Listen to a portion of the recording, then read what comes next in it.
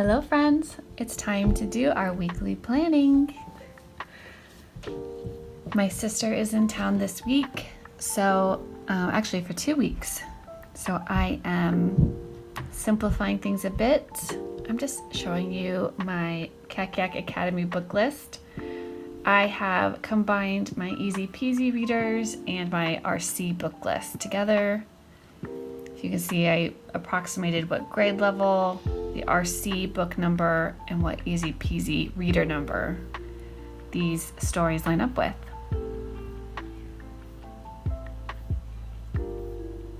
I'm just showing I've got 3 columns for my 3 kids to note when they finish a reading.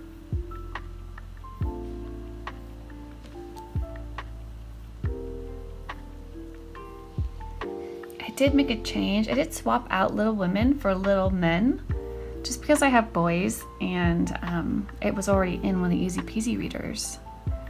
Now, I don't own these last 2, the Easy Peasy Lit and Compositions 1 and 2, but I did order them today, so I'll give you guys a flip through when I get them. Okay, so I'm late on doing my weekly planning. Today is Tuesday. Actually, I'm taking a look at Everett's planner that he keeps for himself. We did drop spelling for right now, and my normal vocabulary program, our Red Hot Root Words Book 2.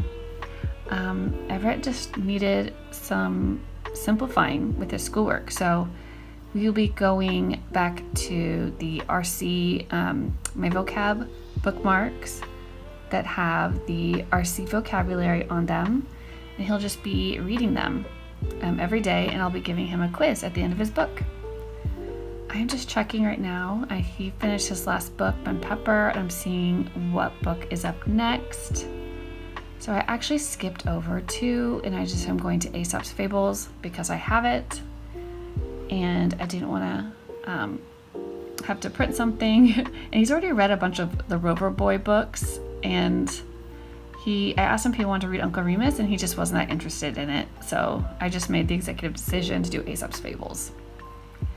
So I am choosing not to do, last week we did our new reading journal from Not Consumed Ministries, but I am going back to my chapter notes from our previous assignment because Aesop Fables are just such short little stories, like just a couple paragraphs usually.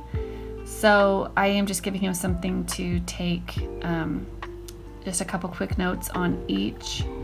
And then you saw that I'm using the RC, the matching game. I use that as the quiz for our RC vocabulary. I'm just writing him some notes that for each fable, he's going to write the title, the main character, and he's going to rewrite the moral in his own words, or if he found a secondary moral that he prefers, he can write that one in. The morals are given actually just right in the book. I'll show you one. See, it's just in italics at the bottom. Okay, I'm just checking in right now on his writing and rhetoric. We actually did go back to book 1. We started on book 3 because we were starting kind of late. I was going to go to book 4, but one of you suggested not skipping 1 and 2 because there are skills that can be honed in with those 2. So we just hopped on back because I already had them. And I just let him work. He sets his timer for an hour, and then I just record where he ends up, and he shows me any writing he does when he gets to the writing portions. So I just marked that down. He's also still doing cursive, 2 pages of his cursive practice that I showed you last week, the shortcut to Denilion. I'm just going to fill in the stuff that we're not doing this week. We're going to just pause science and history while my sister's in town. And we're still going to be doing our how to study the Bible for Bible time. But I did miss the first 2 days. We were just having too much fun hanging out with my sister. Okay, I'm hopping over to William, grade 2. And I'm just going to lay everything out. I'm going to start with the easy stuff first.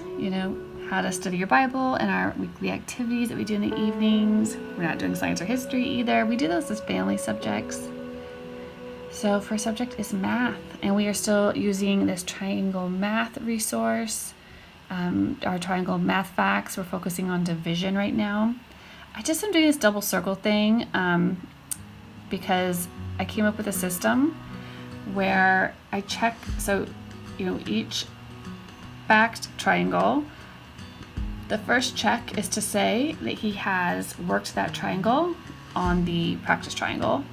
The second one is to say that he worked them in his workbook. There's some he already did. I talked about that before. I'll leave the video link down below for more about this resource. And then I'm just showing you that for the paper quizzes, I'm using worksheets from my division workbook here. I'll link that for you too.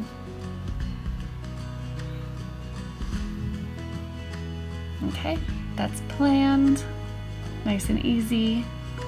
And for reading, he's still on the McGuffey Reader Book 2, the revised edition. I just follow up every reading lesson with a comprehension question, and then he does the matching McGuffey copywork and my grammar complement that can be used with that McGuffey copywork. He is still doing spelling. He's on lesson 14 and he has a test at the end of the week. And William is planned. Last up is my preschooler, Beauregard. I'm just checking off the days I forgot to check off for this month. I do him monthly, I don't plan weekly for him. And I just alternate days A and B, and I just realized I didn't do day C, which I meant to be an end of the month kind of assessment of our goals, but I didn't do it. I'm just taking a look at if I still want to do the same plan for days A and B for next month, and I do. So I just need a new month sheet.